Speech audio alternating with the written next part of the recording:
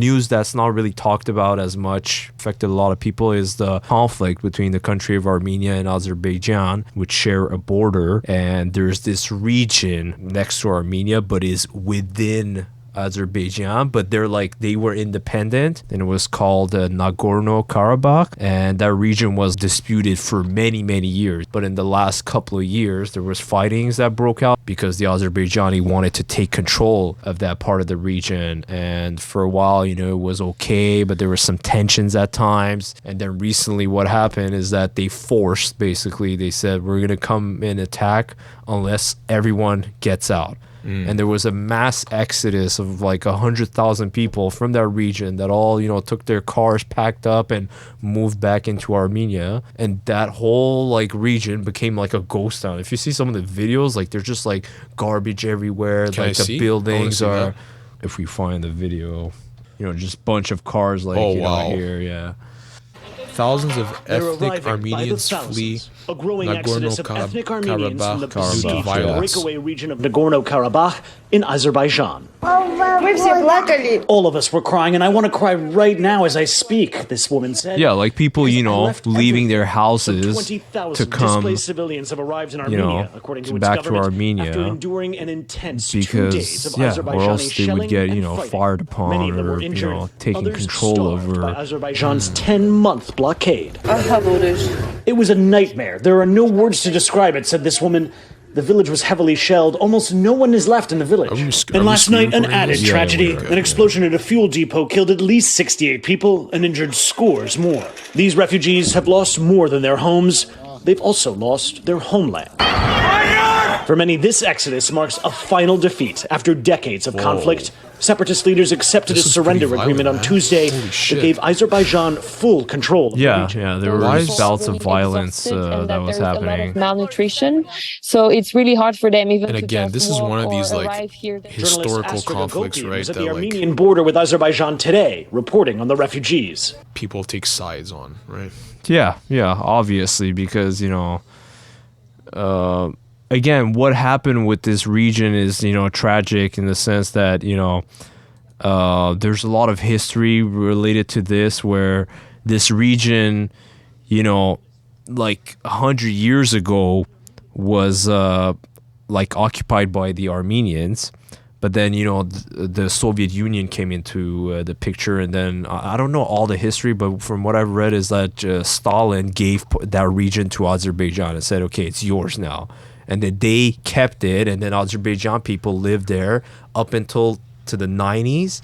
And then the Armenians, had a war, and it was 30,000 people that died. It was a big war there. And then they took control of that region. And then the Azerbaijani had to leave from that region. So what's basically happening is that history is repeating itself, but this time is the Armenians being kicked out so that the Azerbaijani take that region. Nice. Because in the past, the Soviet Union or whatever, the way they divided regions, they said, okay, this belongs to them. You Armenians, you guys have your country here. And, Armenia is a very, old country. We've been for, a couple of thousand more years. I'm not trying to diminish Azerbaijan or whatever, but Azerbaijan was formed more, recently, right? Yeah.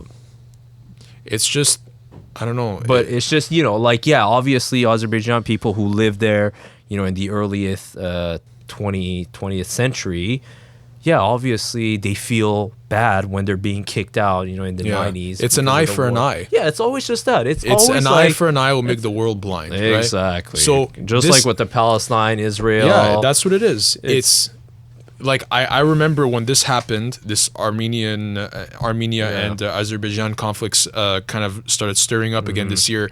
I was reading a lot of people's opinions and whatever, and a lot of people were saying, you guys, you Armenians did this to us. You guys did back this in the to day. me. Yeah. And now it's the roles have flipped, and it's oh, you guys deserve this, right?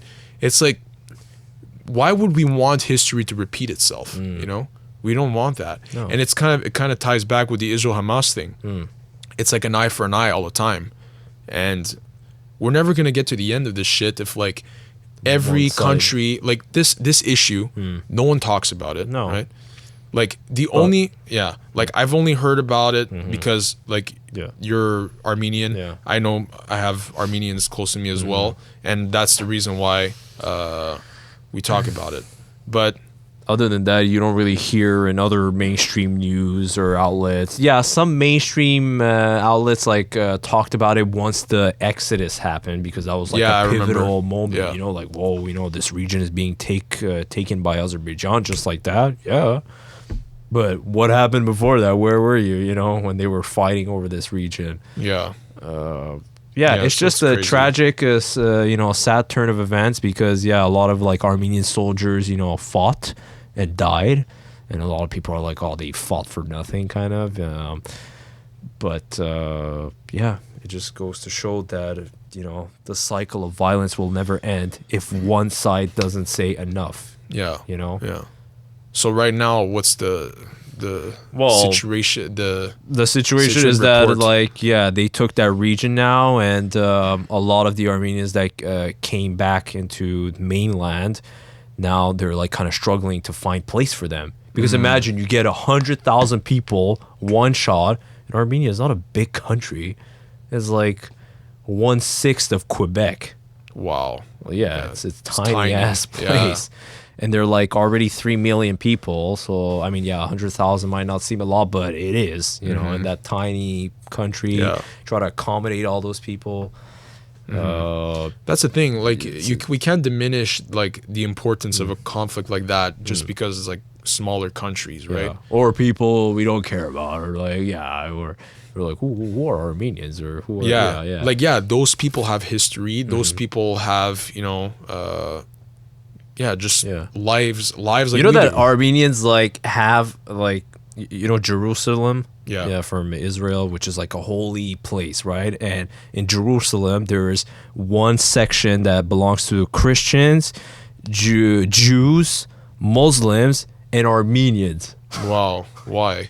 Because Armenians, you know, thousands of years before already, you know, started with Christianity. And I mean, I don't know the reason exactly why, but, you know, we've been, you know, with religion and Christianity especially.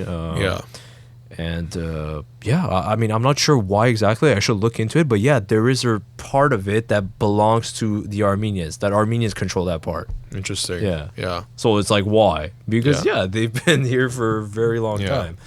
And that's the thing. I mean, like, the Armenian genocide, which is like a separate conflict from this, right? This is with Turkey. Yeah. Like, a lot of people say didn't happen. But there's a lot of evidence that points towards, Yeah. But that's also, another kind of genocide that... Yeah, this involves a different country, right? It's Azerbaijan. Like, a lot of people talk about, you know, the Jewish genocide, which, yes, was way more and very, you know, tragic, but... Yeah. It's a different... the Armenian genocide was really, really violent. Like, not to diminish, like, what happened there. Like, yeah, no, of course, yeah. Genocide is a genocide. I mean, it's like... Yeah. I read this book about the Armenian genocide. I think it's called Forgotten Fire. It's like this novel. I think, you told me about this. Like, it is a dark book.